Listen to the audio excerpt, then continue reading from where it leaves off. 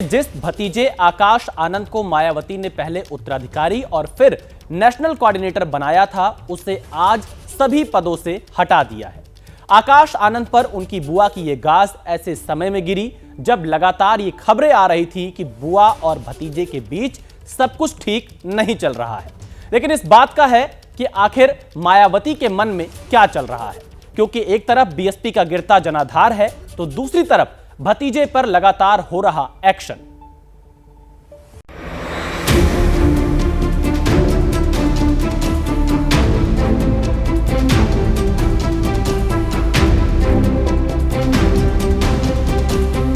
जय भीम, जय भारत। अब बैठे सभी साथी जानते हैं कि इस देश में सिर्फ 2 धरना सेठों ने तरक्की करी है पिछले 10 सालों में। हमारे 80 करोड़ की जनता आज भी गरीब है।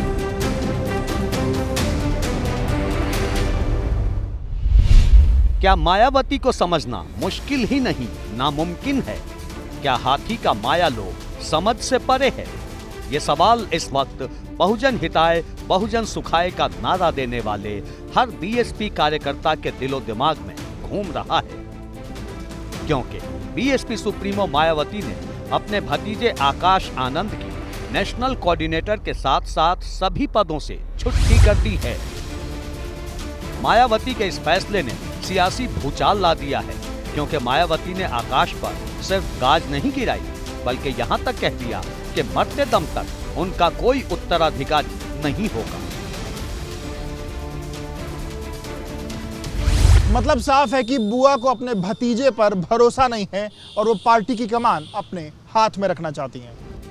दरअसल बीएसपी ने रविवार को लखनऊ के पार्टी मुख्यालय में बैठक बुलाई थी, जिसमें बीएसपी के देश भर के पदाधिकारी शामिल हुए, लेकिन आकाश आनंद कहीं नजर नहीं आए। सियासी गलियारों में यहाँ तक चर्चा है कि बुआ और भतीजे के बीच कुछ भी ठीक नहीं चल रहा।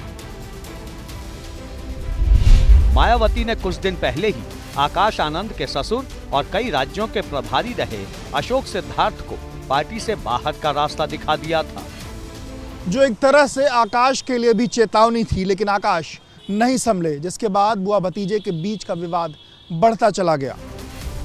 अब मायावती ने अपने भतीजे आकाश को नेशनल कोऑर्डिनेटर और पार्टी के सभी पदों से हटा दिया है और अब अपने भाई आनंद और राज्यसभा सांसद रामजी गौतम को नया नेशनल कोऑर्डिनेटर बनाया है।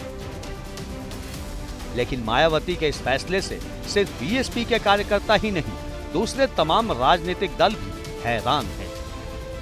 मायावती जी एक परिपक्व राजनीतिज्ञ हैं।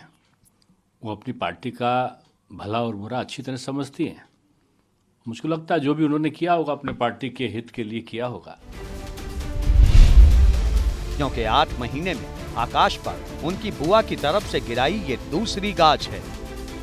इससे पहले 7 मई 2024 को लोकसभा चुनाव के बीचों बीच मायावती ने आकाश आनंद के सीतापुर में दिए गए एक बयान के बाद उन्हें अपरिपक्व बताते हुए अपना उत्तराधिकारी बनाने का फैसला वापस ले लिया था।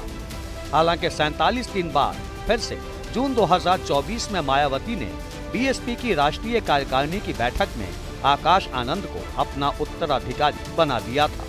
आकाश ने अपनी बुआ मायावती के पैर छूकर तब आशीर्वाद भी लिया था। लेकिन अब मायावती ने साफ कर दिया है कि उनके जीते जी उनका कोई उत्तराधिकारी नहीं होगा।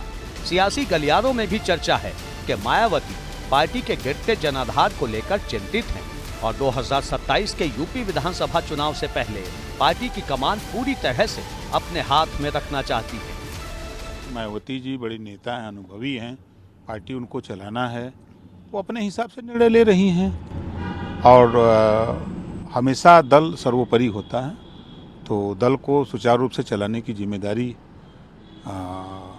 कैसे चले तो मायावती जी की है। ऐसे इस बात से समझ सकते हैं कि मायावती 4 बार देश के सबसे बड़े सूबे की मुख्यमंत्री रही। पहली बार 3 जून 1995 को मुख्यमंत्री बनी, दूसरी बार 21 मार्च 1997 को सीएम बनी, तीसरी बार 3 मई 2002 को और चौथी बार 13 मई 2007 को मुख्यमंत्री बनी। मतलब यूपी में सबसे ज्यादा शपथ लेने का रिकॉर्ड मायावती के पास है। लेकिन मौजूदा सच ये है कि यूपी में बीएसपी का एक भी सांसद नहीं है। यहाँ तक कि विधान परिषद तक में बीएसपी का झंडा बुलंद करने वाला कोई नहीं है। 403 विधानसभा वाले यूपी में बीएसपी का सिर्फ एक विधायक है। जिस दलित वोट को बीएसपी का कोर वोटर माना जाता था, उसका भी करीब करीब मोह भंग हो चुका है। सिर्फ जाटो वोटर ही बीएसपी के साथ हैं। इसी का नतीजा है कि 2017 के यूपी विधानसभा चुनाव में बीएसपी को 22.23% वोट मिले थे, लेकिन 2022 के यूपी चुनाव में ये वोट प्रतिशत गिरकर 13% पर आ गया। इसी तरह 2019 के लोकसभा चुनाव में यूपी में बीएसपी को 19.43% वोट मिले थे और पार्टी ने 10 सीटें भी जीती, लेकिन 2024 में ये वोट प्रतिशत 9.39 ही रह गया और पार्टी का खाता तक नहीं खुला। इतना ही नहीं, हाल ही में दिल्ली, महाराष्ट्र, हरियाणा और झारखंड में हुए विधानसभा चुनाव में भी बीएसपी का प्रदर्शन निराशाजनक ही रहा। पार्टी को उम्मीद थी कि आकाश आनंद के आने से युवा वोटर उससे जोड़ेगा, जिसका फायदा बीएसपी को होगा, लेकिन ऐसा हुआ नहीं। फिलहाल बुआ ने भतीजे को अपनी हनक दिखा दी है। अब आगे आगे देखिए होता है क्या।